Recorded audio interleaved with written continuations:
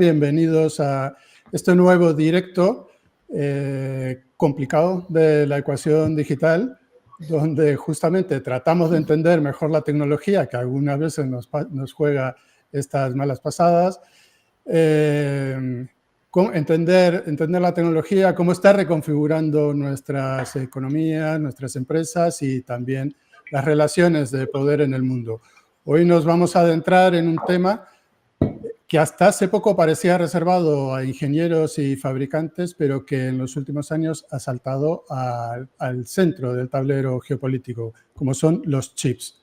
Semiconductores invisibles que no los vemos a simple vista, pero que están ahí en todas partes, diminutos, pero absolutamente estratégicos. Porque sin chips no hay inteligencia artificial, ni cloud, ni defensa, ni automoción, ni telecomunicaciones. Y quien controla los chips, puede controlar mucho más que una industria.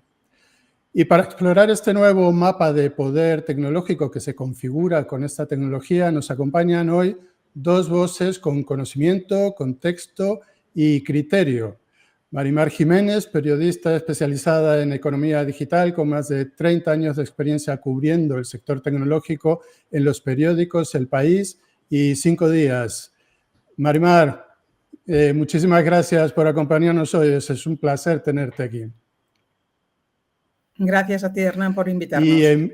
Y Emilio García, analista de políticas tecnológicas, autor y exdirector de gabinete del Ministerio de Transformación Digital. Emilio, bienvenido. Bien, muchas gracias, igualmente. Juntos han escrito este libro, Chips y Poder. Un libro que explica cómo hemos llegado hasta aquí, cómo los chips se han configurado de esta forma y cómo están transformando el mapa geopolítico, por qué estamos ante una nueva especie de guerra fría y qué papel pueden jugar o no Europa y España en esta carrera. Vamos a conversar en la próxima hora sobre todo ello. No será una entrevista formal, será una charla abierta, crítica y con mirada y futuro. Y por supuesto estáis todos invitados a participar desde el chat. Si os parece, Marimar y Emilio, nos vamos a saltar la pregunta para romper el hielo, como tenemos muchas cosas que hablar y entramos de lleno en tema. En el libro planteáis, y creo que es el eje del libro, que los chips son el nuevo petróleo del siglo XXI. ¿Cómo cambia eso la forma en que debemos entender el nuevo poder de la economía global?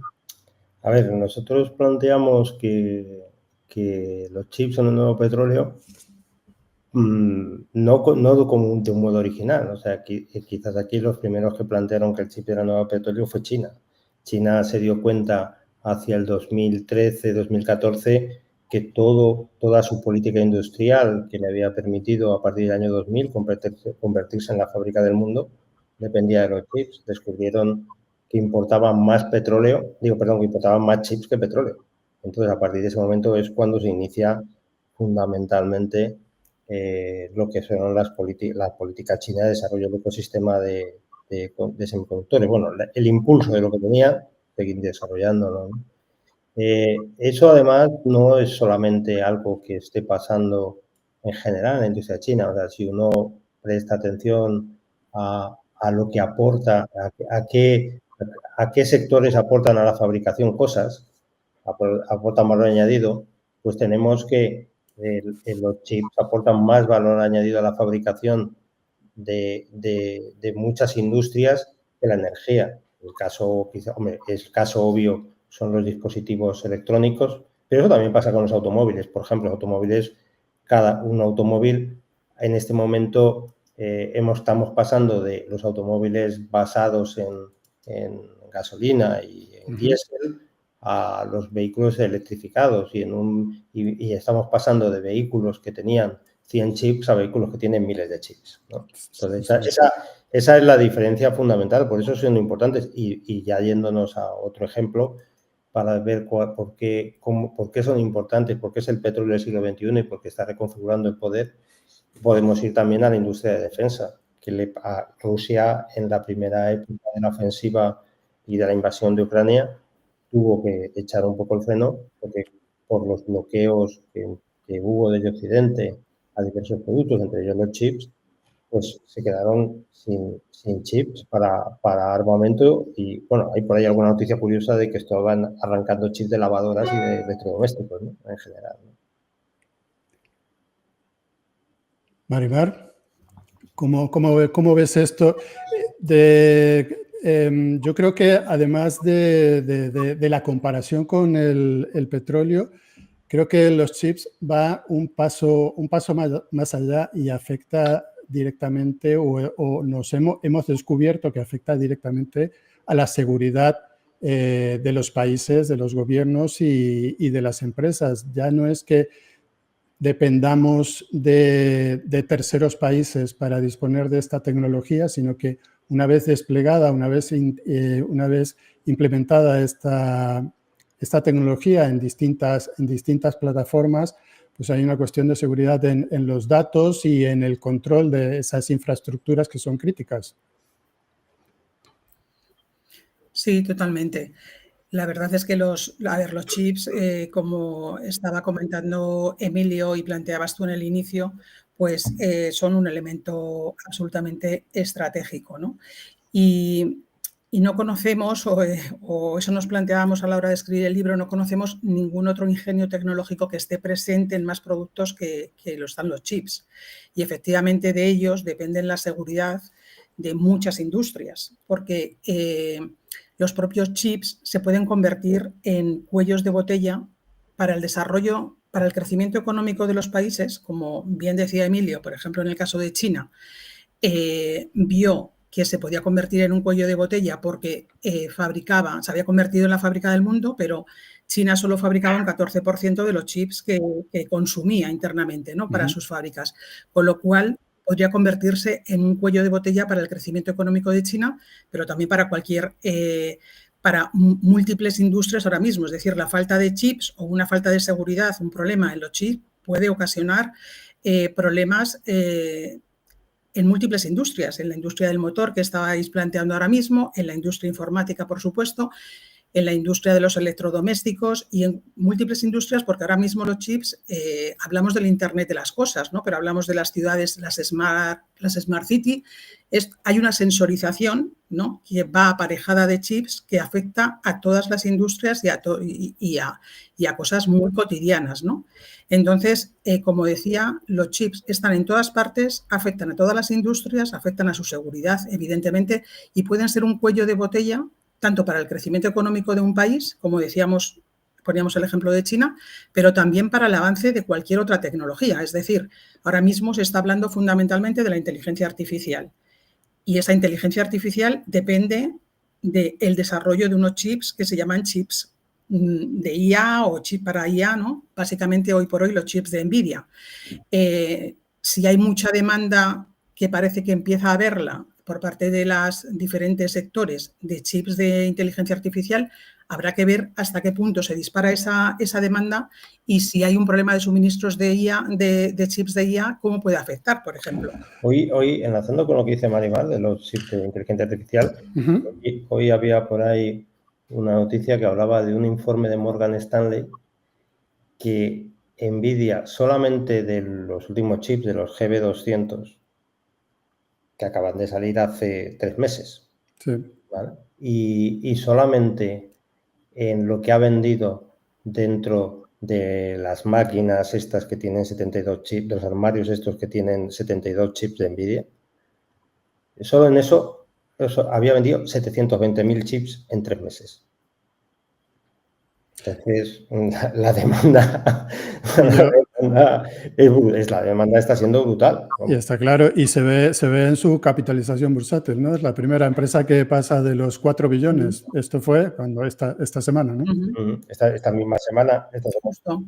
Bueno, ayer sobrepasó los 4. Y no es que sea por este caso puntual, o sea, es una tendencia de crecimiento de NVIDIA de hace pues un par de años o 3 quizás. Sí, en 2 años, ayer especialmente cuando estaban diciendo esa noticia, en 2 años se ha multiplicado por 10 la acción. La acción estaba como a 16 euros y ahora está a 160 y tantos euros. O sea, hace 2 años quien parecía que iba a ser el mayor vendedor dentro de lo que es el ecosistema de semiconductores, que es muy complejo, que hay muchas empresas, y parecía que era TSMC y que iba a ser TSMC por años. Porque TSMC había pasado en aquel momento el billón. O sea, entonces, y eso parecía, y era mucho, ¿no? Entonces, eso es lo que vivimos, ¿no? Bueno, el caso de NVIDIA yo creo que es un caso especial y da para un debate en particular de NVIDIA por todas las implicaciones que tiene y cómo está interrelacionado con todos los sectores, todas las empresas, con todos los gobiernos, porque bueno, la gira que ha hecho Jensen Huang estos últimos meses por Europa visitando gobiernos ha sido increíble. Lo que está preparando con las gigafactorías pues va a suponer un cambio importante, ¿no?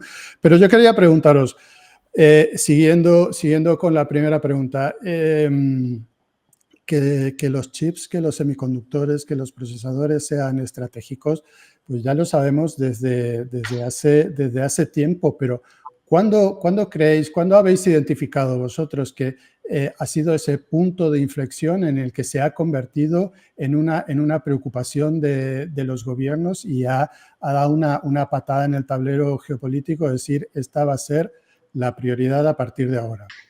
A ver, yo creo que y tú lo has dicho bien en la introducción, o sea, los semiconductores han sido invisibles para el público en general, ¿no? La importancia de los semiconductores.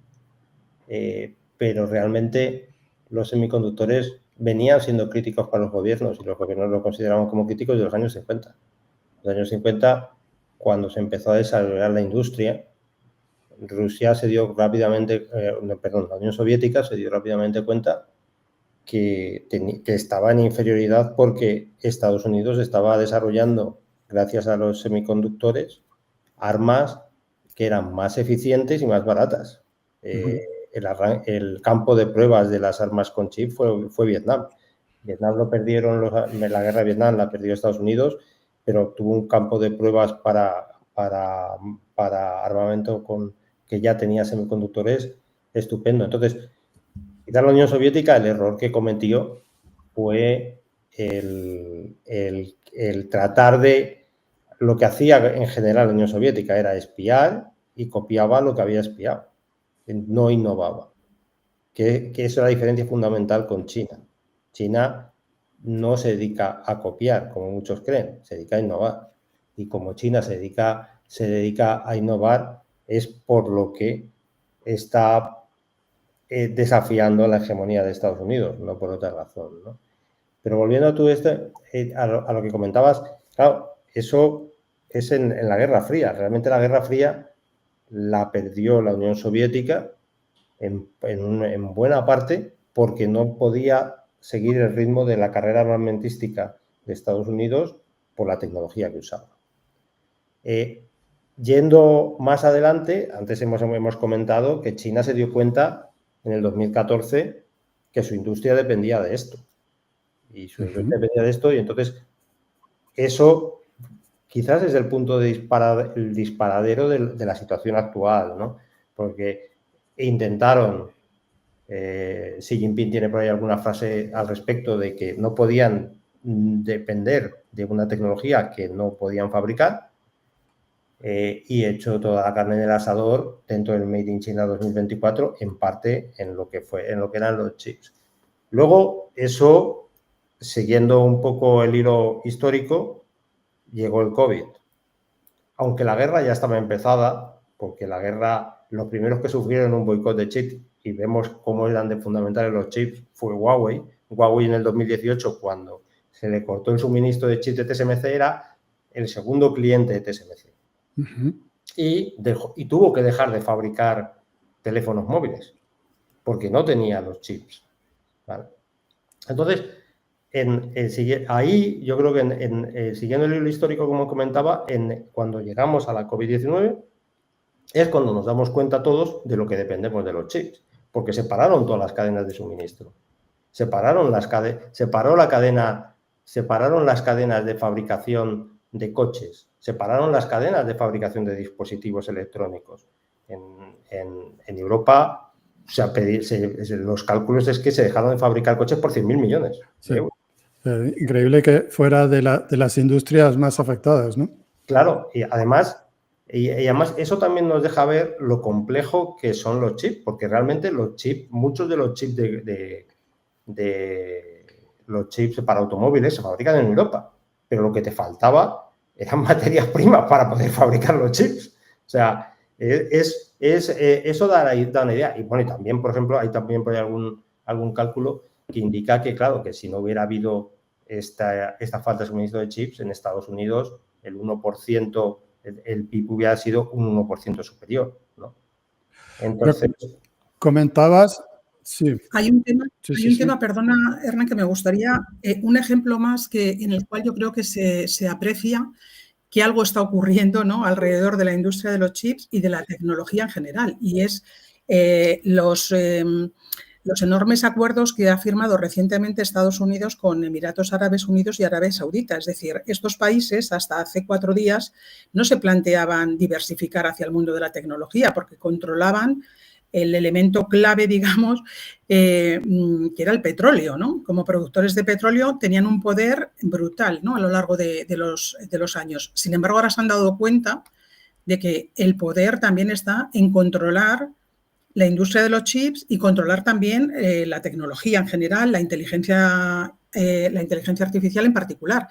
Y claro, ahora mismo ese acuerdo les ha permitido o les va a permitir tener miles de chips de los más avanzados de NVIDIA y soluciones de las más avanzadas de inteligencia artificial de Estados Unidos. Sí. Eso, aunque es un ejemplo quizá ahí que queda un poco, pero bueno, muestra cómo el papel que está jugando, el papel clave que está jugando los chips, ¿no?, como motor de la economía digital y la inteligencia artificial y las nuevas tecnologías disruptivas, el papel que se supone que van a jugar a futuro, ¿no?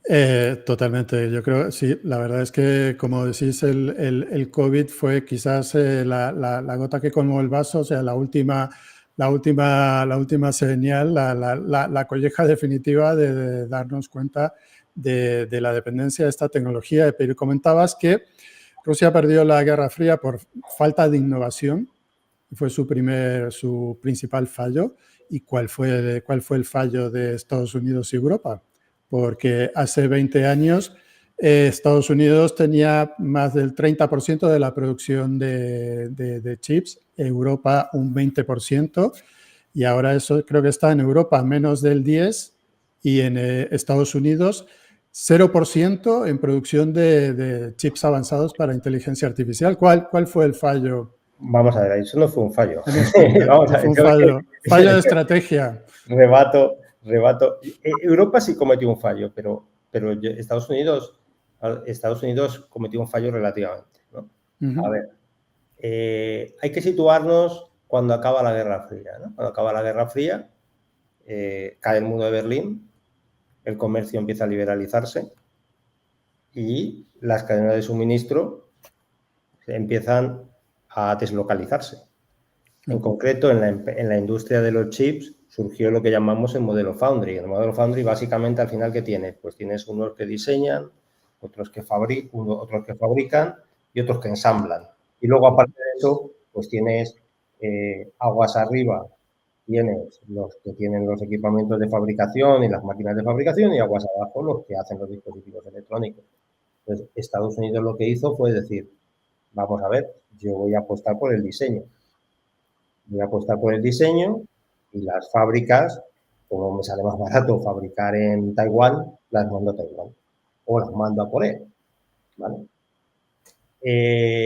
Claro, la situación cambia a partir del 2014-2015, cuando China empieza a desafiar realmente lo que es,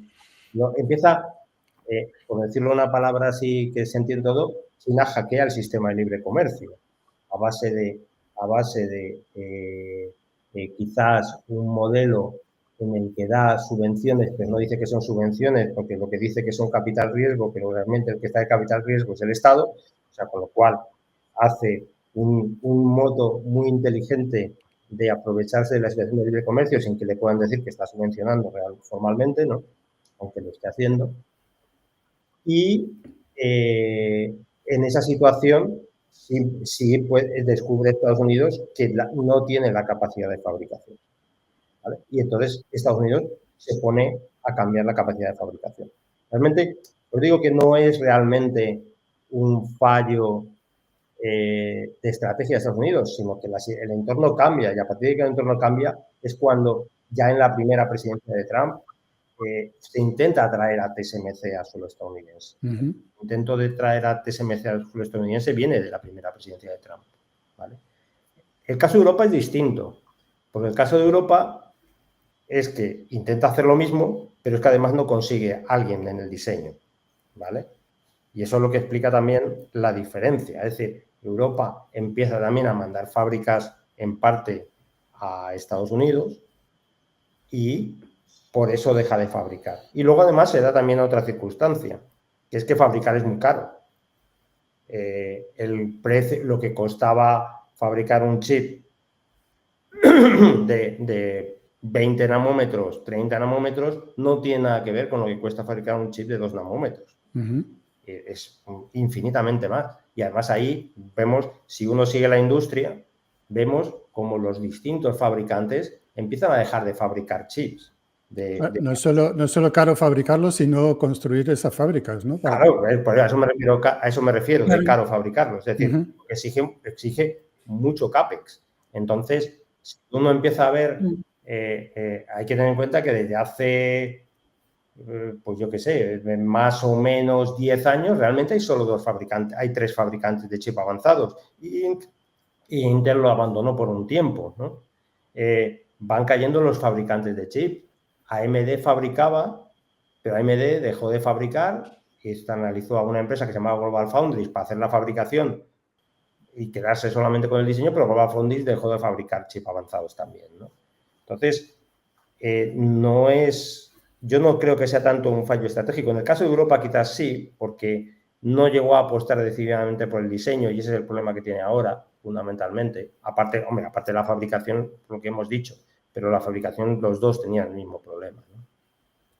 Yo creo que además en Europa hay un problema, estoy totalmente de acuerdo con lo que decía Emilio, ¿no? Al final Europa ha abrazado quizá de una forma extrema la globalización, que también lo hizo Estados Unidos, porque al final la globalización trajo muchas cosas positivas, ¿no?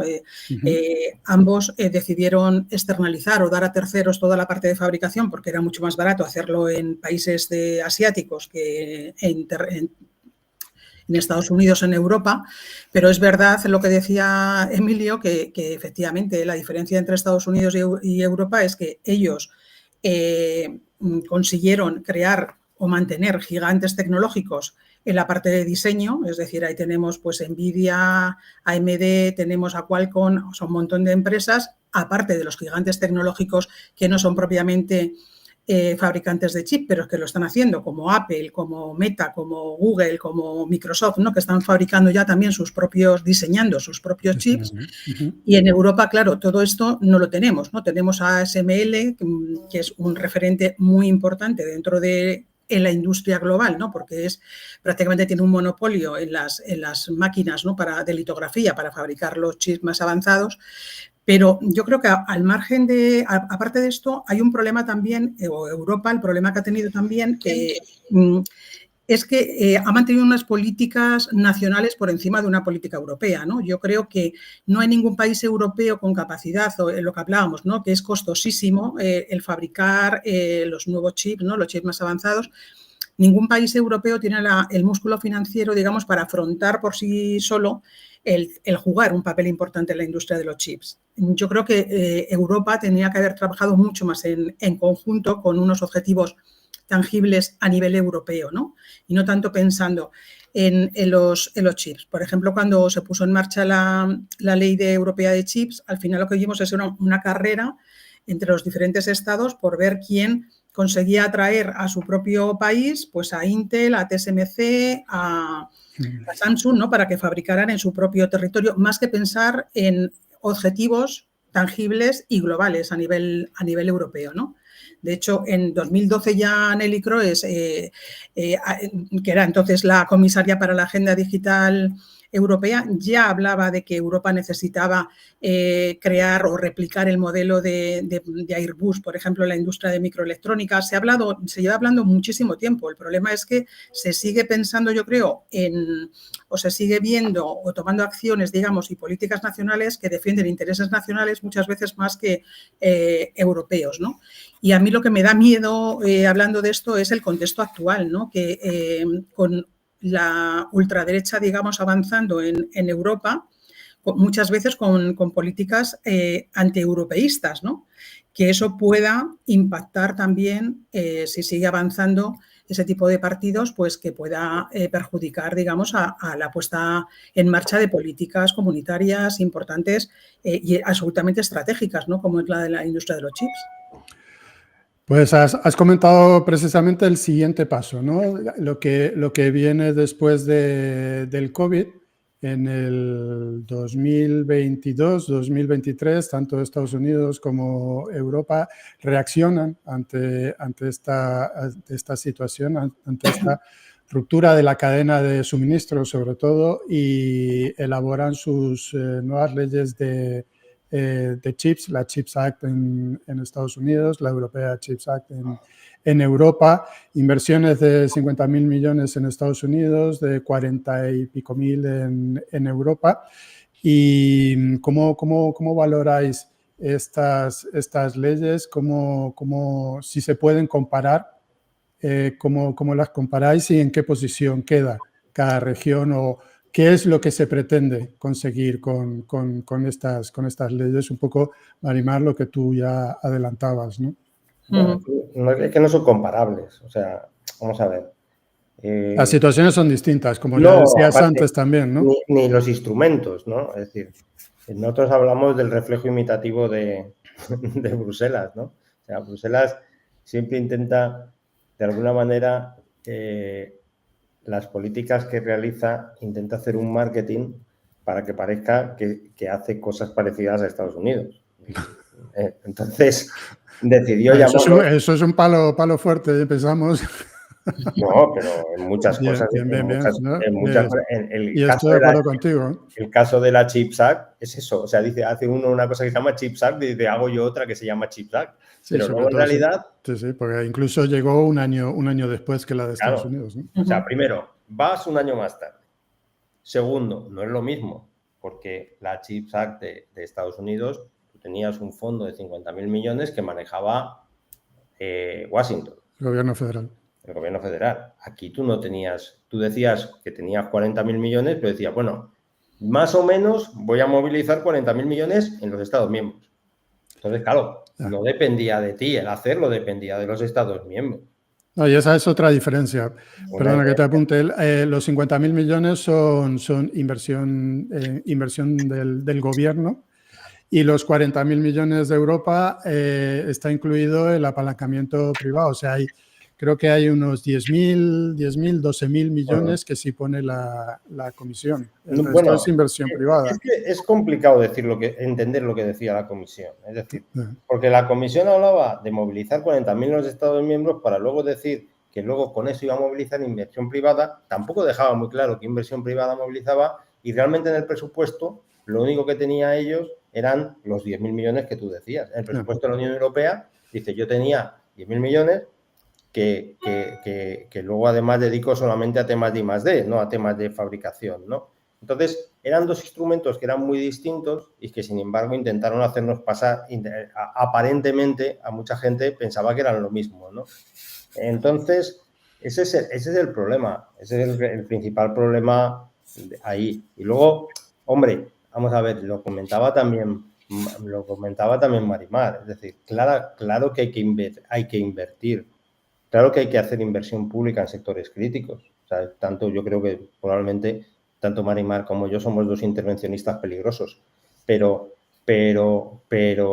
hay que saber en qué inviertes y para qué. Y el problema aquí, por ejemplo, es que cuando has hecho un proyecto colectivo como es el proyecto de interés común europeo del IPCI, tú no has definido un objetivo tangible. Has dicho, bueno, voy a invertir al final, 8.000 millones que se van a transformar en 80.000 millones y tal, y además lo que voy a hacer es simplemente regar el ecosistema, ¿no? Entonces, y no me planteo hacer como los japoneses un objetivo que es crear un campeón como rápido. Entonces, claro, eso es un problema, es decir, hay que intervenir, pero quizás hay que definir mejor la intervención. Y también las intervenciones quizás deben, lo comentaba también, y eso enlaza con lo que decía Marimar de los riesgos de los populismos que tratan de vaciar el contenido de Europa, ¿no? Estos proyectos tienen que ser proyectos europeos. Entonces tú tienes que vender estos proyectos... Para empresas europeas. Bueno, porque esa es otra, ¿no? Para empresas europeas y para ciudadanos europeos. Bien.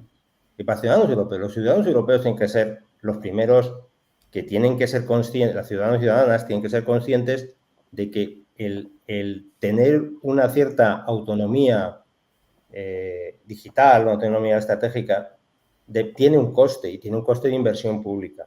Entonces, claro, hay que convencerles de que hay que invertir en esto. Y si uno mira, por ejemplo, un Eurobarómetro que hubo recientemente y le preguntas a los europeos en qué hay que incrementar el presupuesto, resulta que solamente el 11%, solamente el 11% de los europeos los que decían que había que aumentar el presupuesto en tecnología. Y lo único que teníamos por detrás, ¿qué era? Las políticas de cohesión y las políticas de apoyo al desarrollo. O sea, con eso nos hacemos una idea de dónde estamos. Y eso es un tema que no sé, que hay que vencer. Y la única manera de vencerlo es demostrando la utilidad de la inversión pública en tecnología. Pero bueno, a ver, también esas encuestas, además de incluir a la ciudadanía, incluyen a organizaciones empresariales, a las empresas y a todos los actores, ¿no? El Eurobarómetro es a ciudadanos. Vale. Estamos hablando del Eurobarómetro. Vale. Vale, las consultas sí, vale, las consultas claro, eso claro. Es distinto. Claro. Entonces, yo lo que estoy es el Eurobarómetro, el CIS de la Comisión Europea. ¿Vale? Pero creo que dentro de la Chip Act de Europa está la creación de un organismo de coordinación que es un poco que va en la línea de evitar lo que tú comentabas, Marimar, que se dupliquen esfuerzos, o sea, no se aproveche, no sea efectivo el aprovechamiento de esa inversión, se dupliquen esfuerzos en competir internamente y no en desarrollar la tecnología que pueda servirnos para, ya no para liderar, pero sí para recuperar cierta posición de mercado, ¿no? La verdad es que no tengo más información de este organismo y si finalmente se ha creado, si está funcionando o si tiene algún sentido. ¿Vosotros sabéis algo sobre esto?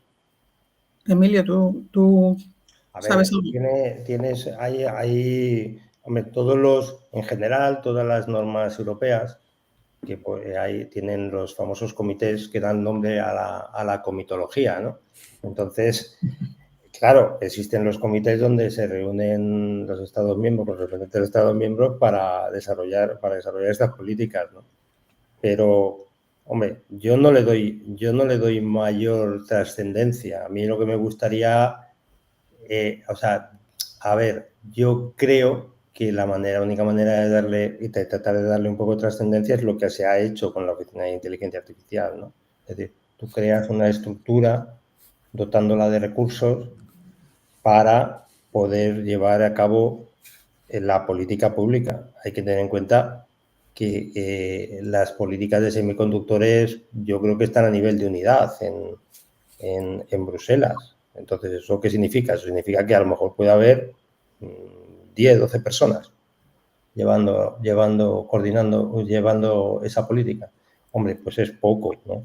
Además, también es verdad que esto tiene que ir muy enlazado con tal como está la geopolítica, con las políticas comerciales y quizás ese enlace falla, ¿no? Hemos visto, por ejemplo, cuando ha habido las negociaciones de Estados Unidos con para limitar el que China tuviera maquinarias de fabricación, con quien hablaba Estados Unidos no era con Bruselas, era directamente con la capital de Países Bajos, ¿no? Y eso es una de las principales armas que tiene Europa en todo el sector de semiconductores, ASML, y lo maneja la capital de Países Bajos, ese arma no la maneja Bruselas. Entonces, Bruselas, y Estados Unidos, ¿no? Porque les ha prohibido vender a China y no venden a China. Claro, pero con quien habla no es con Bruselas, es con Países Bajos. Entonces, claro, existe el modelo confederal de Europa tiene unas limitaciones que solo se pueden superar desgraciadamente para los Estados miembros y para las políticas y para los políticos de los Estados miembros, con más centralización en Bruselas. Pero ahí yo también estoy de acuerdo con Marimar, que hay una tendencia justamente a lo contrario, ¿no? Claro. Bueno, hay dos tendencias opuestas que se están chocando. Estamos ahí en un momento muy delicado, ¿no? Marimar, perdóname que... No, iba a decir que estaba totalmente de acuerdo con el tema de la estructura más, que la estructura confederal, digamos, nos ha perjudicado y que hace falta más centralización en ese sentido. Y yo, respecto a Europa, soy algo pesimista, ¿no? Porque ya no solamente en la industria de los chips, ¿no?, que lo estamos viendo, sino que es que tenemos una dependencia absoluta en inteligencia artificial prácticamente de todos los desarrollos estadounidenses, en las plataformas de todo lo que tiene que ver con el cloud. Efectivamente, estamos en manos de 3 empresas también estadounidenses, o sea que la situación es esa. Pero bueno, dicho esto y mostrando ese pesimismo, yo creo que no debemos de tirar la toalla, pero sí que tenemos que poner un poco los 5 sentidos para intentar ver qué se puede hacer, ¿no? Y hay algo en lo que, creo que no debemos de caer en otra cosa que sería un error, y es intentar que Europa de repente, pues viendo la necesidad, ¿no?, pues intente buscar ser protagonista o tener un papel relevante en toda la cadena de suministro, porque esto, que es algo que sí está intentando China, a partir de todo el veto impuesto por Estados Unidos, bueno, pues incluso China con toda su potencialidad, digamos, está teniendo problemas todavía para crear, aunque la está dando forma y ha avanzado en un tiempo muy, muy limitado, ha avanzado muchísimo, pero está teniendo ciertos problemas pues para crear ciertos eslabones, ¿no?, de esa cadena, como puedan ser las máquinas de litografía, pues ahí están teniendo problemas. Pero y la propia Estados Unidos, ¿no? No abarca toda la cadena de suministros, porque la cadena de suministros de la industria de los chips es enorme y es muy difícil tenerla, ¿no? Aunque esté atrayendo ya pues centros de empaquetado al país o más fabricación.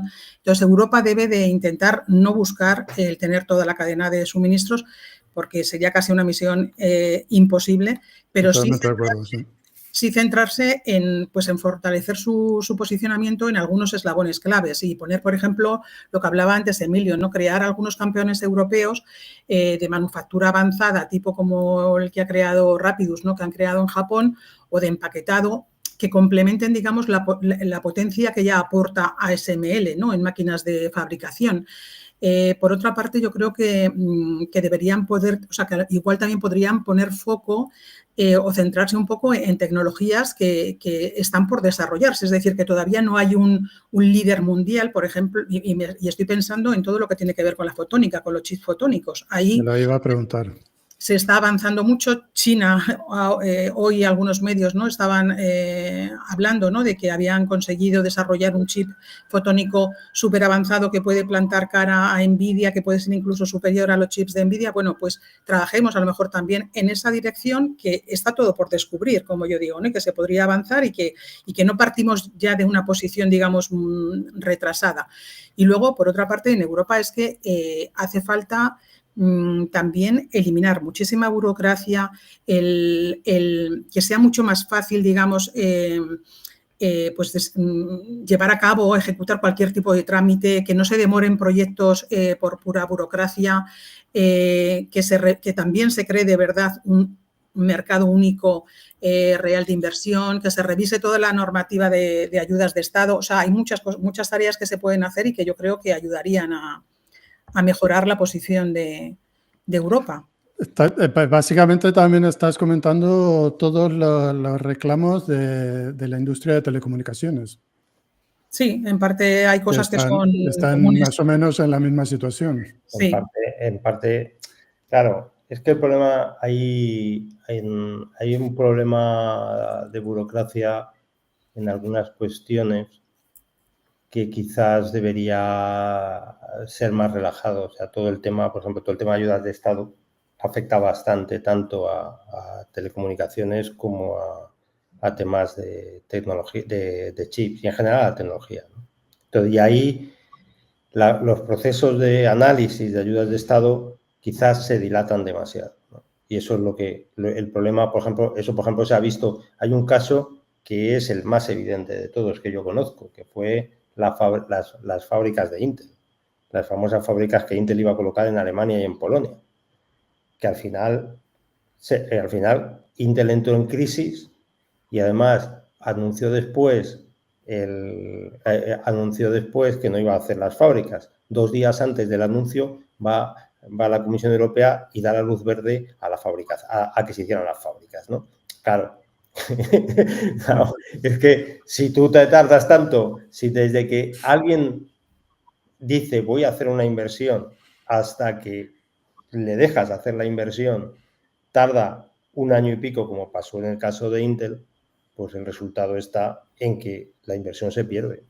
Elon Musk estaría de acuerdo contigo, ¿no? Que también se tiró 2 años para su gigafábrica en Alemania y estuvo a punto de marcharse. Claro. O sea, yo es que y creo que hay que analizar, evidentemente, para no crear ventajas y todo el tema de la competencia y esto, pero ahí yo, sobre todo y mencionaba la parte de Teleco, vamos, yo he estado muchos años en la Secretaría de Estado de Telecomunicaciones y sé lo que pasa con las ayudas de Estado. Entonces, claro, y con los análisis de sistemas de competencia, la Comisión, igual que hay ciertas cosas que deben centralizarse más, estábamos hablando de lo que puede ser a lo mejor la política comercial, debería estar más centralizada.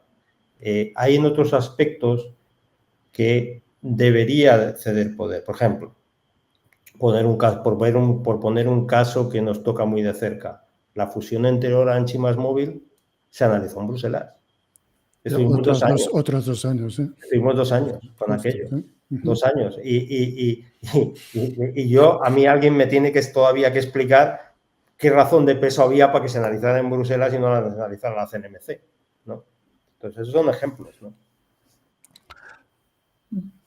Hay una cosa también, perdona, respecto a qué podría hacer Europa, qué podría hacer, ¿no? Que esto no lo he comentado, la verdad, con Emilio, creo que no lo hemos hablado, pero que se me está viniendo ahora a la cabeza. Y es porque, claro, hablábamos de, por un lado, el avance de la extrema derecha en Europa, ¿no? Como un posible hándicap, digamos, para toda esta política, digamos, comunitaria, pero por otro lado hemos perdido un socio histórico que es Estados Unidos, y lo hemos visto en los temas de defensa, ¿no? Que ahora está exigiendo que Europa pues haga una inversión en defensa y demás, y tenemos un socio pues que bueno, pues que no puedes contar de momento con él porque tiene una política un poco, ¿no? Que crea más incertidumbre que realidades, ¿no? Pero no sé si Europa podría buscar otros socios alternativos, quiero decir, porque parece que es que o avanzamos por nuestra cuenta o nos echamos en manos de Estados Unidos o de China, pero no sé, igual podríamos trabajar de la mano de pues otras potencias como pueda ser Japón. Eso es lo que plantea Europa hace tiempo y lo que intenta con las digital partnerships, con Japón, Corea e India, que nunca terminan de desarrollarse. Yo creo que no terminan de desarrollarse totalmente porque te pasa lo mismo, es decir, no tienes objetivos tangibles conjuntos, ¿no? Entonces, cuando no tienes objetivos tangibles conjuntos... Conjuntos, tú dices a los miembros de la Unión Europea. No, por ejemplo, si tú haces un digital partnership con Japón o con Corea, que son alianzas que la Comisión Europea, la Comisión Europea no, la Unión Europea, porque la Comisión habla en nombre de la Unión Europea, establece para políticas digitales. Al final se quedan muchas veces en las declaraciones de las reuniones cada 6 meses, sí, todos vamos a colaborar mucho, pero al final no estableces un objetivo tangible de esa colaboración y un resultado tangible de esa colaboración. Y quizás eso es lo que quizás falta en ese aspecto. Y sí, pero vamos, yo creo que el camino... Pero ese objetivo, Emilio, podría ser precisamente el que hubiera más competencia a nivel global y que no estuviéramos todos dependiendo, quiero decir, en manos de que seamos marionetas o estemos en manos de las políticas que es que da la sensación, por lo que China, ¿no? sí, es que pasamos de colaborar y externalizar toda la cadena de producción en terceros países a quererlo hacer todo nosotros otra vez, a relocalizar toda la cadena de valor, que yo creo que tú lo dijiste, Maribel, es imposible. Imposible porque, de hecho, bueno, probablemente sea la cadena de valor más extensa y más compleja que puede haber en cualquier sector. Pero creo que lo estamos poniendo el panorama bastante negro en Europa, ¿no? Podemos buscarle una salida positiva a la situación o no podemos esperar gran cosa. Porque, a ver, habéis planteado temas que son fundamentales, pero son temas políticos a nivel europeo, o sea, la necesidad de un mercado único real, la no competencia interna, el mercado, un mercado real de inversión. O sea, son muchas cosas que podrían llevar años y por otro lado estamos en un contexto terriblemente complejo y delicado que necesita soluciones muy rápidas y a corto plazo. ¿Cómo encajamos estas dos situaciones? Pero, por ejemplo, lo que planteábamos de crear, el ejemplo que planteábamos de crear un campeón europeo de empaquetado o de diseño o de fabricación avanzada, quiero decir, eso tenemos ahí el caso de Airbus, que es replicarlo y que ya hemos pasado por ello, quiero decir que ya se ha hecho, ya se ha visto cómo se puede hacer.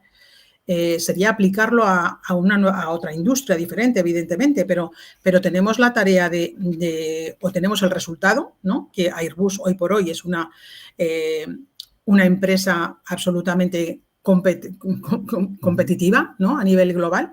¿Por qué no vamos a poder replicarlo en procesos, como dice Hernán, llevan tiempo. O sea, yo es que creo que no hay soluciones rápidas. O sea, en general no hay soluciones rápidas. El problema está en que lo que tienes que hacer es buscar cómo ensanchar tus fortalezas y a partir de ensanchar tus fortalezas tratar de avanzar a nuevas posiciones. Aquí lo ha mencionado antes Marimar, es decir, nosotros tenemos un gran campeón en temas de litografía, que es ASML, que no es el único campeón que tiene Europa en temas de fabricación, de maquinarias de fabricación. También tiene ASM, que no hay que confundir con ASML, pero vamos, tienes Besi, tienes, incluso aquí en Canarias tienes una empresa emergente que es Bootix, que para temas de fabricación también es buena, de maquinarias de fabricación también es una que tiene bastante futuro. Entonces, tú tienes una fortaleza en maquinarias de fabricación que Europa debería tratar de cuidar para que no se le coma. Y entonces también tienes el tema, por ejemplo, en el tema de chips fotónicos, ¿no? Pero todas esas cosas te requiere primero tiempo, te requiere, pues claro, tienes que adaptar acuerdos o para hacer un campeón nacional, ¿se podría hacer un campeón europeo de fabricación? Pues sí, tienes NXP, tienes Infineon, tienes bastantes empresas que si tienes 2 o 3 empresas fuertes, relativamente fuertes, no muy fuertes, pero relativamente fuertes en temas de fabricación, que si hicieras un Airbus, pues podrías tener una empresa muy potente. Pero claro, eso requiere tiempo y acuerdos, es decir, no existen soluciones fáciles. Europa, en este momento, lo que tiene que buscar es fortalecer sus posiciones, hacer alianzas con socios que sean fiables en este momento y tratar de bandear el temporal hasta que recupere el terreno. Y para recuperar el terreno, la única manera de hacerlo es movilizando la suficiente inversión pública que movilice, haciendo la suficiente inversión pública que movilice inversión privada. Y a eso estamos dispuestos. Es lo que era mi pregunta de antes. Es decir, a eso está dispuesta la ciudadanía. ¿La ciudadanía está dispuesta a que los políticos europeos, tanto en la Unión Europea como en los Estados miembros, inviertan más en tecnología? Esa, yo particularmente tengo mis dudas, ¿vale? Tengo mis dudas a ese respecto, porque por lo que veo, vamos, a mí me caí de caballo el otro día con lo del Eurobarómetro, cuando lo vi, ¿no? Dices, claro. Pero el dato es preocupante, sí, pero yo no creo que sea una decisión final. Hombre, para eso están los políticos, ¿no? Que tienen que ver realmente cuál es la situación, transmitirla a la ciudadanía, explicarla, ¿no? Efectivamente, pero te exige, o sea, tienes que explicarlo, porque si no estás creando un núcleo donde antes hablaba Marima de la ultraderecha, igual que te atacan el tema de las inversiones verdes, ¿por qué no te van a atacar esto? Si te estás gastando el dinero en cosas que no quiere la gente. Comentabas de buscar la forma de capear el temporal para encontrar una solución, y yo creo que, bueno, sí, lo de capear el temporal es inevitable, pero y si en lugar de seguir insistiendo en esta era de silicio, llamémoslo, y saltar con más decisión a la fotónica, que lo habéis comentado varias veces. O sea, capiemos el temporal de, bueno, ver cómo en esta era pues podemos arreglarnos lo mejor posible sin depender tanto de otras regiones o terceros países, y apostar con decisión a la fotónica, que hay muchos proyectos, e incluso he leído que hay una empresa en Vigo. Sí, y en Valencia también bastante potente, financiada con el PERTE Chip, y que, bueno, está desarrollando tecnología puntera en este caso para este área. ¿No sería mejor hacer esto? O sea, dar el salto y decir, bueno, mira, esto ya no es que lo hayamos perdido, ya nos ha superado. Ponernos ni siquiera llegar al nivel de China está al alcance, porque ya con las inversiones que hay ya lo vemos, ¿no? Ni estamos comparando, ni estamos al mismo nivel de inversión, con lo cual llegar a igualarnos va a ser imposible. Saltar a la siguiente era. ¿Cómo lo veis esto de posible? Efectivamente, es que yo no veo muchas más soluciones, y además es que para eso también hay poco tiempo, porque, vamos a ver, tú ahora mismo tienes muy distraído a TSMC haciendo chips donde estás miniaturizando los transistores, ¿vale? Porque es la manera como se ha trabajado tradicionalmente. Tú siempre, en la industria de semiconductores, como se ha trabajado es, vamos a ver si conseguimos cumplir con la ley de Moore, ¿no? Es decir, cada 2 años hago las cosas más pequeñas para que me quepan más chips, más transistores, y todos los chips son más potentes. Entonces, claro, tú en este momento tienes a TSMC entretenida haciendo la miniaturización. Claro, en cuanto se den cuenta que eso también, vamos, no cuando se den cuenta, porque además ya se han dado cuenta. Ya se han dado cuenta, ¿no? Tiene un límite y están hablando ya de acuerdos para temas de fotónica con NVIDIA y con NVIDIA para hacer alianzas conjuntas, etcétera. Pues, ¿qué te vas a encontrar? Que como no te des prisa, también ahí se te va a meter el Panzer de TSMC, que todos sabemos lo que es el Panzer de TSMC, el 90% de los chips avanzados en ese momento. Lo que comentabas, pero... Claro, eso por un lado.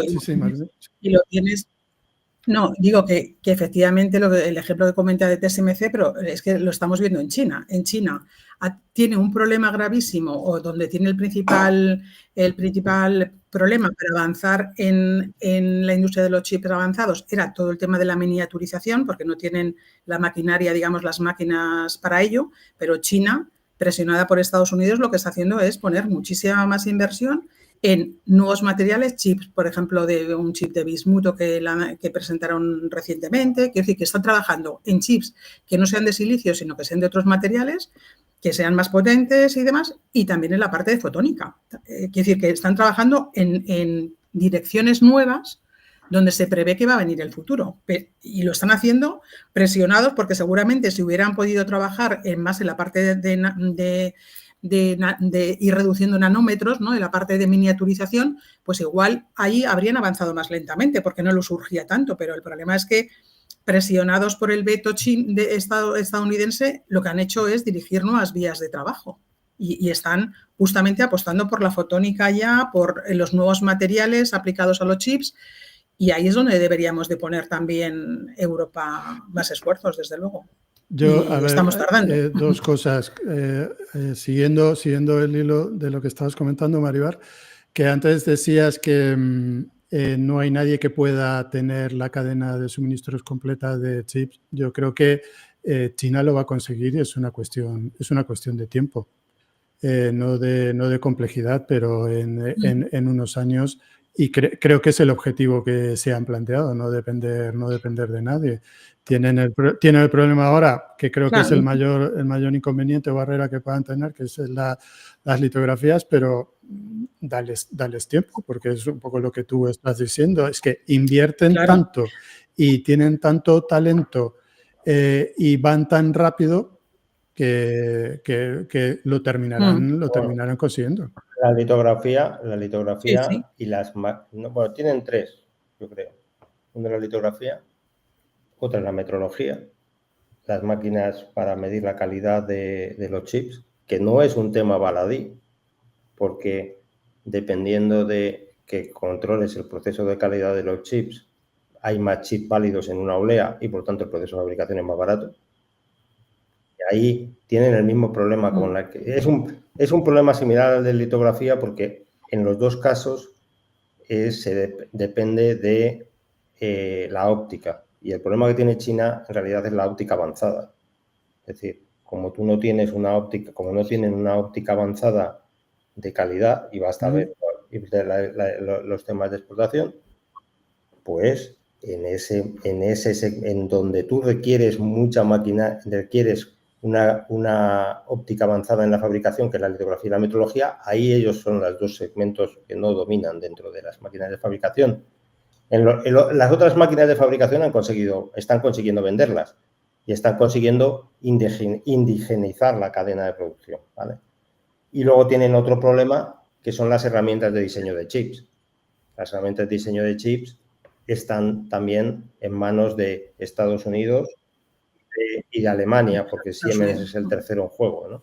Entonces, esos son los tres problemas que tienen. Yo creo que probablemente el de las herramientas de diseño lo vayan a resolver. El problema lo tienen sobre todo con esas dos tipos de máquinas de fabricación, ¿no? Y cuando hablamos de soberanía digital o autonomía estratégica europea, después de todo lo que hablamos, es algo utópico, ¿no? Sí. ¿De qué estamos hablando? Porque es algo que es algo irrealizable, o sea, no llegaremos nunca a ello. ¿Se está planteando distintos niveles o es un canto a los ángeles? Claro, o sea, tú puedes plantearte una autonomía digital estratégica, no una soberanía digital. O sea, si haces equivalente soberanía digital y autonomía estratégica, es lo mismo, pues podemos decir que la soberanía digital es alcanzable. Si no, no. Es decir, tú puedes plantearte el actuar con aliados en el sector tecnológico, aprovechando tus fortalezas y las fortalezas de tus aliados. Eso sí puedes llegar a tenerlo. Claro, te falta encontrar los aliados, que era lo que hablábamos antes, ¿no?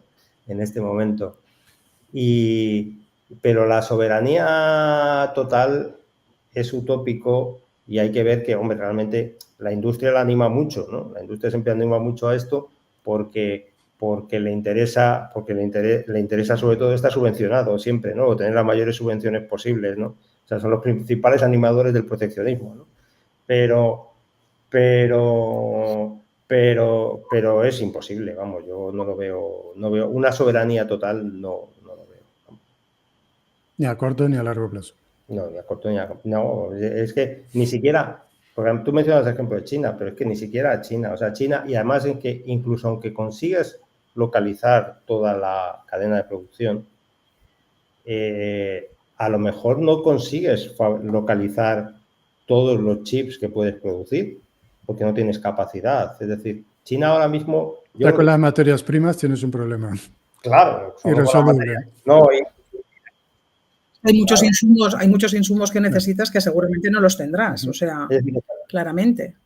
Y además es que se ve en países que tienen en esta industria mucho peso. Taiwán es claramente un referente y sin embargo Taiwán, pues si coges la cadena de suministros tiene una parte pequeñita, lo que pasa que es importantísima. Quiero decir, tiene una empresa como TSMC que hace el 90% de los chips avanzados del mundo y el 60% del resto de chips, ¿no? Y es muy importante, pero claro, si quitas esa parte de fabricación, el resto de la cadena no la tiene. No tiene diseño, no tiene, quiero decir, no tiene toda esa parte, ¿no? No tiene la maquinaria de litografía, no tiene, en fin. Y lo mismo Corea del Sur o lo mismo Japón. O sea, es que es muy complicado el tener toda la cadena. Pues bajando si queréis y para ir terminando a España, ¿cómo veis el desarrollo y la implementación del PERTE chip? Se han comenzado los primeros proyectos el año pasado, está pendiente las asignaciones para la fabricación, que es el grueso de la inversión. ¿Cómo veis este desarrollo? Hombre, vamos a ver, yo creo que el PERTE chip ha tardado en arrancar. O sea, yo creo que tuvo quizás unos comienzos un poco vacilantes. Probablemente también porque las cosas, lo que hablábamos antes, ¿no? O sea, no son sencillas, no hay que minusvalorar el tiempo que vas a tener, por ejemplo, para que te autoricen un cierto programa de inversión en Bruselas. Porque los fondos de recuperación están muy bien, pero el tema de las ayudas de Estado no se relajó y ahí tenías que estar negociando con ellos qué ayudas podías hacer y qué ayudas no. ¿Vale?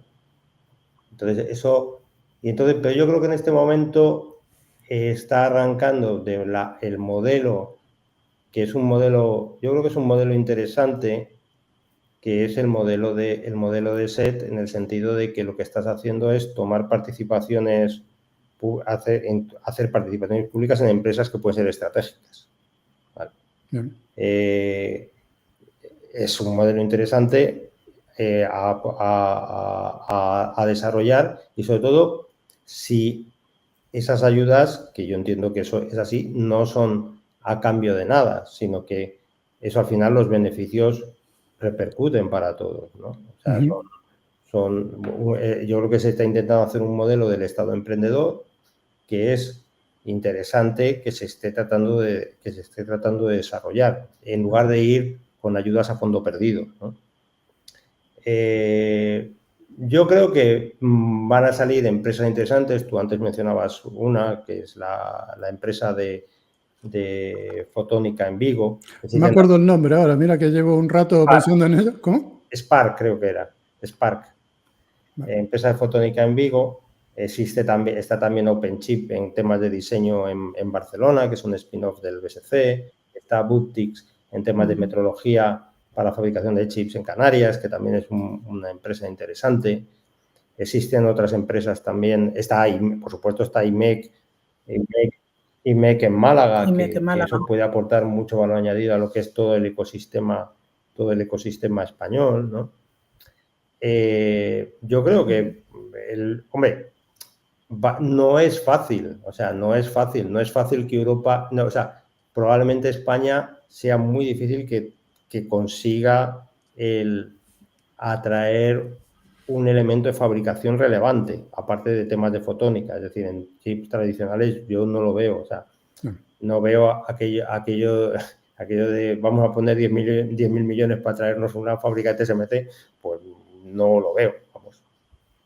O aunque se pudiera hacer, yo creo que tampoco no sería la mejor inversión.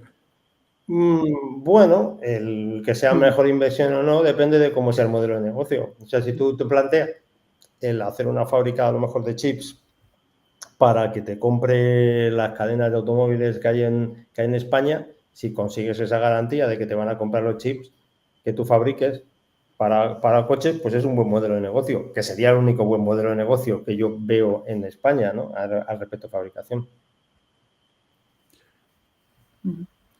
Bueno, yo diría que en España, bueno, lo ha resumido muy bien Emilio, ¿no? Pero al final hay una reanimación, ¿no? Hay algunos focos, ¿no? Como hablábamos, Valencia, Galicia, ¿no? Con el tema de fotónica, luego Málaga con IMEC, en Barcelona también con algunos proyectos. En general hay esa reanimación, bueno, en Canarias, por supuesto, con Guptis, pero bueno, es que partíamos de un erial, ¿no? Quiero decir, desde que se cerró en Tres Cantos la fábrica de chips que tuvimos hace ya muchos años, pues realmente era un erial, ¿no? El sector en España. Entonces yo creo que hay cierta reanimación y bueno, como dice Emilio, el planteamiento también de lo que llamamos la SEPI digital y demás, con ese modelo, pues puede animar a que el ecosistema crezca, ¿no? Y podamos tener ahí algunas empresas interesantes. Un poco para cerrar ya, me imagino, no ha pasado mucho tiempo desde que habéis lanzado el libro, Chips y Poder, pero me imagino que, bueno, el libro es un ensayo que os habrá quedado muchos temas que os hubiesen gustado incluir. Y también me gustaría saber de lo que habéis planteado en el libro en estos meses y viendo la velocidad a la que cambian las cosas. ¿Qué ha cambiado? ¿Qué nuevas señales estáis observando que no llegasteis a recoger en el libro? Bueno, yo si quieres te comento un poco la primera parte y le dejo a Emilio la segunda respecto al libro. Nosotros siempre hemos dicho que lo más difícil casi fue cómo concluíamos el libro, ¿no? Porque un amigo de Emilio nos decía que escribir este libro era como escribir un libro sobre la Segunda Guerra Mundial en 1942, ¿no? Cuando no sabes cómo va a acabar la guerra. Y el libro es un libro que no es tanto de tecnología, sino más de geopolítica, aunque ligada lógicamente al mundo de la tecnología, especialmente al de los chips, y está muy centrado en lo que es la guerra, ¿no? Que libra Estados Unidos y China por dominar esta industria y dominar al final, alcanzar la hegemonía mundial a través de la tecnología, ¿no? Entonces, concluir el libro era muy complicado. Y ahí apuntábamos algunos temas que ya veíamos pues que se iban a desarrollar posteriormente, ¿no? Y los apuntábamos ahí, algunos como cisnes negros, ¿no? que se vislumbraban. Y quizá esa fue la parte más complicada. Yo creo que los temas así que a lo mejor hemos dejado fuera del libro, la mayoría de ellos por espacio, ¿no? Porque al final tienes un límite, ¿no? Para escribir, un espacio para escribir. Entonces, a veces por espacio y a veces también pues por no desviar a lo mejor la atención respecto al foco que nosotros le queríamos imprimir al libro, ¿no? Que era toda esa parte de geopolítica, pues hemos dejado algunos temas que a lo mejor a mí personalmente me hubiera gustado haber podido tocar más y no sé, pues se me ocurre toda la parte de los chips cuánticos, ¿no? Que yo creo que eso es un mundo absolutamente fascinante que está por venir y que, bueno, pues no se toca, ¿no? En el libro o hablar en profundidad, aunque sí que se cita, hay cosas que citamos en el libro, pero me refiero como para profundizar en ellas, ¿no? Pues toda la parte de tierras raras, ¿no? Que ahora estos días también con todo el enfrentamiento de China a Estados Unidos con el tema arancelario, pues hemos visto también, ¿no? Lo estratégico de las tierras raras y ese tema también podíamos haberlo tocado en el libro quizá más. Y luego toda la parte de impacto medioambiental que pueda tener esta industria, que es verdad que en algunos eventos que hemos tenido para contar nuestro libro, pues sí que algunas personas nos han ido preguntando un poco sobre este tema, ¿no? Y es verdad que esa parte no la hemos tocado en el libro, pero ya digo que no es tanto por no querer tocarlo, sino por focalizar un poco más, por poner un foco, ¿no? en el libro y lo hicimos teniendo una idea clara de qué es lo que queríamos contar y a quién llegar y cómo explicar todo esto y era por no desviarnos demasiado y abarcar demasiado y no profundizar en las cosas que nos interesaban. ¿Y cómo habéis visto los cambios en los últimos meses? Hombre, los cambios en parte, en parte esperados y en parte no esperados, ¿no? Es decir, yo creo que en parte... Yo esperaba que quizás la política de Trump fuera más agresiva contra la Chips Act de lo que ha sido, porque en campaña lo avisaba, y yo esperaba que sí realmente frenara el tema de dar subvenciones a la industria o pusiera obstáculos. Parece ser que no está siendo así. Es más, ahora lo que ha hecho ha sido aprobar una norma para dar, dentro de la Big Beautiful Bill esta, ha metido otro 35% de incentivos a las empresas de fabricación, que, vamos, que tanto da, se les ha acabado la crítica rápido del tema, ¿no? Y entonces sí esperaba eso. La política arancelaria, por ejemplo, que está siguiendo, creo que todavía hay mucho polvo para saber dónde va, y creo que a lo mejor incluso puede ser en algunas cosas positiva para Estados Unidos, ¿no? Dependiendo de cómo se plantee, ¿vale? Y en el tema de sí que, hombre, yo creo que también ha sorprendido un poco el hecho de sí que está cambiando un poco la orientación de una cosa que se veía que no era efectiva, que es el control de que los chips de inteligencia artificial al final lleguen a China o no, ¿vale? Uno puede estar de acuerdo, puede no estar de acuerdo, pero yo creo que esa vía la está tratando de taponar, porque claramente hablan de que han podido llegar 140.000 chips de Nvidia, ¿no? Hay gente que habla que ha podido llegar de los prohibidos, de los H100 y esto, ¿no? Entonces, el tema en geopolítica se está desarrollando, bueno, pues él sigue haciendo el esfuerzo de una manera menos sutil que lo hacía Biden para tratar de tener fabricación de chips avanzados dentro de Estados Unidos. O sea, que tampoco en ese aspecto, el objetivo sigue siendo el mismo, ¿no? Sí que probablemente sea preocupante a lo mejor la situación en Taiwán, en el sentido de que no está muy claro si China va a terminar haciendo alguna acción militar sobre Taiwán o no. Taiwán, por si acaso, lo que está haciendo es internacionalizar su producción en gran medida, no en las generaciones más avanzadas, pero sí lo suficiente como para, si es necesario, lo que son las fábricas de chips más avanzadas puedan seguir produciendo fuera de Taiwán. Y quizás hay un tema que no está tan en el tablero, pero que también, o sea, nos estamos preocupando mucho de que Taiwán pueda desaparecer por una invasión en la capacidad de producción, y no estamos preocupando de Corea del Sur. Hay que acordarse que Corea del Sur tiene a 50 kilómetros a Corea del Norte, y no hace falta ser como muy hábil para pensar que si en caso de que China se animara, entre comillas, ¿vale? Dios no quiera que se dediquen a esto, ¿no? Pero si China en un momento dado decidiera invadir Taiwán, pues hace poco no sería tampoco muy extraño que el vecino del norte de Corea del Sur también se anime, ¿no? Si has jugado al Risk alguna vez, es la movida, vamos, la siguiente movida, ¿no? Vamos, está claro, o sea, que ha jugado al Risk. Y ahí hay que tener en cuenta que la gente habla mucho de TSMC como una empresa crítica para la inteligencia artificial, cuando hay otra empresa que es tan crítica como TSMC o más, que es SK Hynix. Sí, que ahora está pegando, está creciendo, claro, muy fuerte, ¿no? Claro, porque los chips de Nvidia en realidad son un ensamblado de chips, y tienen por un lado los chips de TSMC para lógica y por otro lado los chips de Nvidia para los chips de SK Hynix para la memoria. Con lo cual y probablemente en el tema industrial, lo que yo creo que ha sido, hombre, aunque nosotros ya hablábamos algo de algo en el libro, pero lo que es yo creo que es el descubrimiento de la temporada es SK Hynix, vamos. O sea, sin lugar a dudas. Y luego habrá que observar también, yo por lo menos quiero estar bastante atenta también un poco a ese tipo de acuerdos, ¿no?, que están cerrando Estados Unidos, como hablábamos antes con Arabia Saudita, o qué tipo de acuerdos, digamos, consigue cerrar Estados Unidos, qué tipo de acuerdos cerrará China, ¿no? Porque al final ambas potencias están intentando conquistar, ¿no?, conquistar espacios, conquistar países, establecer sus tecnologías de chips y de inteligencia artificial fundamentalmente en este momento en diferentes estados. Entonces, ver cómo gana terreno, digamos, China hacia Latinoamérica y hacia África, ¿no?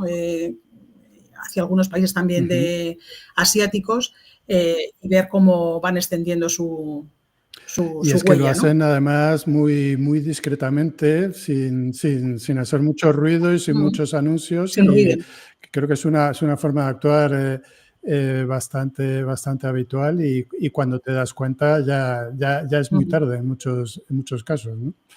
Entonces hay que estar pendiente, en ello. Y bueno, creo que como el libro, al igual que el libro, es muy difícil cerrar esta conversación, esta charla con algunas conclusiones, pero y sin destripar, sin desvelar el final del libro, ¿cómo podríamos o qué conclusión podríamos sacar de este debate? O sea, sobre todo quizás desde la perspectiva europea, ¿no? Hemos visto que la situación es delicada por ser suave, que las perspectivas no es que sean malas, pero son extremadamente complejas y con muchísimas dificultades. Desde esta perspectiva, ¿qué podríamos esperar en el desarrollo de esta industria en Europa? ¿Cómo cierre? Hombre, yo creo que lo que claramente tenemos que esperar, el primer movimiento que hay que esperar es qué política pública va a sustituir a la Chips Act europea o la Chips Act 2.0, como queramos llamarla, ¿no? Entonces, yo creo que eso es el principal. ¿Qué lecciones ha aprendido la Comisión del relativo fracaso de la Chips Act actual? Porque no ha conseguido atraer inversiones en el nivel que se esperaba, ¿no? Yo creo que eso está claro. Es decir, mientras que el multiplicador de dinero público en dinero privado en Estados Unidos ha sido 6, aquí ha sido 2, ¿no? Entonces, sí. Yo creo que la primera lección es, lo primero que hay que esperar es cómo se va a hacer, cómo vamos a tratar de rectificar la situación en la que estamos con un instrumento nuevo.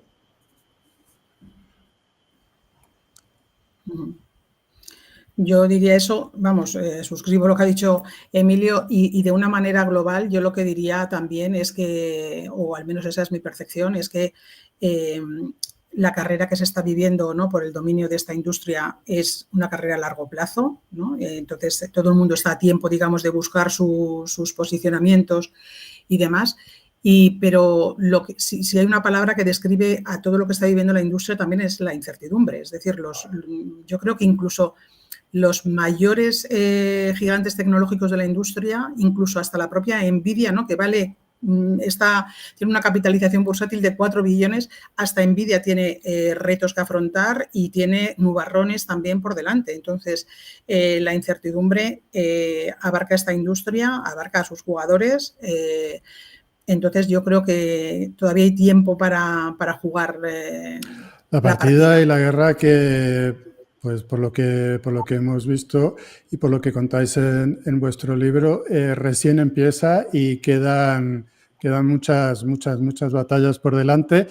Emilio, Marimar, muchísimas gracias por compartir este rato con nosotros. Yo creo que ha sido muy esclarecedor, muy interesante. Quedan muchas cuestiones pendientes. Espero que dentro de unos meses podamos volver a reunirnos y ver cómo ha evolucionado esto. También, como comentabas, Marimar, hay muchos temas por hablar, como los chips cuánticos, las tierras raras, el impacto medioambiental, que sí que es un ángulo que la verdad es que poco se habla de ello, y os emplazo pues más adelante para que podamos hacer una revisión de la situación y podamos volver a hablar de estos temas pendientes.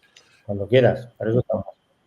Muy bien, pues muchísimas gracias a ti y ahí estaremos. Un placer. Para cuando nos llames. Muchas gracias y gracias a todos los que habéis seguido y nos habéis acompañado en este rato y nos vemos en el siguiente. Un saludo. Adiós. Adiós.